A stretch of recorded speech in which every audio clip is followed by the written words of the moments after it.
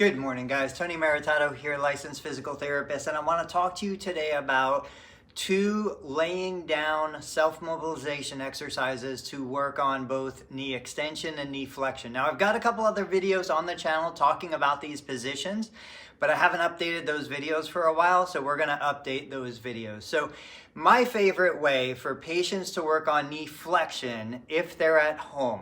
It's always kind of hard to explain the bed setup, but just imagine for a second, if I'm sitting sideways at the edge of my bed, right? So the head of the bed is there, the footrest is down there.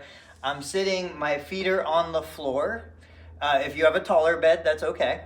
But basically what we're gonna do is, you're gonna have the surgical leg hanging off the side of the bed. You're gonna scoot forward a little bit so there's some space between the side of the bed and the calf muscle. And then you're gonna lay down.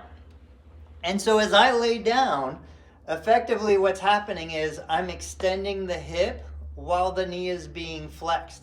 If you have a slightly higher bed, in fact, I'm gonna grab some pillows.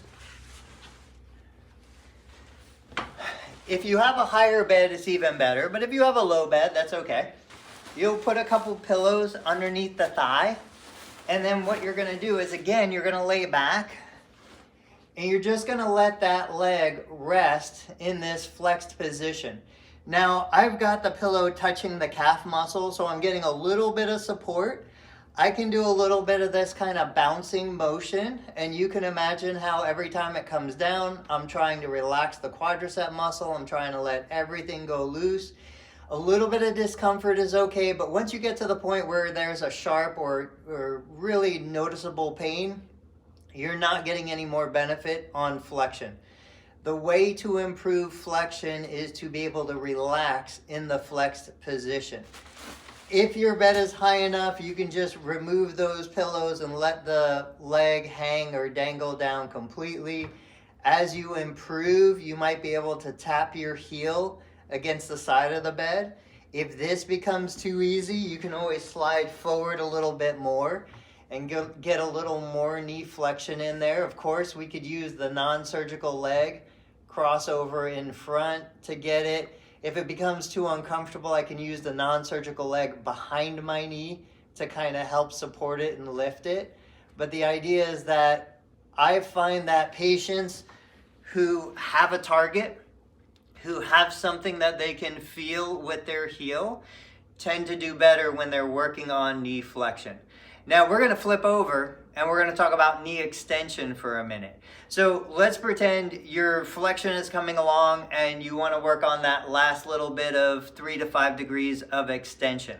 There's 2 positions that I like best, both of them laying on your stomach. Now, if you have low back issues, if you have spinal stenosis or any kind of arthritis in the low back, this is not the right exercise for you, and that's totally fine. There's lots of other exercises you can do. But if you don't mind laying on your stomach, then one of the best ways to do it, these are called prone hangs, is I literally lay on my stomach. I put my kneecap off of the edge of the bed, so this is the side of the bed. My kneecap is not touching the bed at all. And I just relax in this position. I let gravity do the work. I could do a couple bounces again, as long as I don't feel any sharp pain. A little bit of discomfort is acceptable, pain is not. And I might spend 3 to 5 minutes in this position. I could hook my non-surgical leg under my surgical leg to give me a little support if I need a break.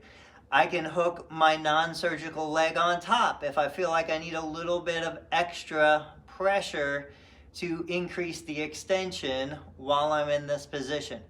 If this is too uncomfortable, you can come up a little bit higher so there's a little bit of support, but I will say that if the knee is on the bed, there's going to be some pressure on the incision. Now, if your incision is sensitive, there are other videos on the channel talking about desensitizing a sensitive incision.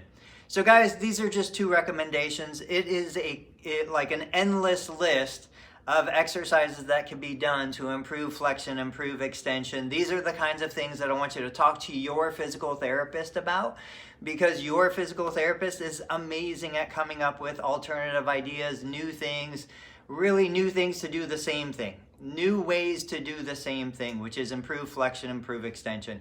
Guys, thanks so much for supporting the channel. Please subscribe if you haven't, and I'll catch you on the next video.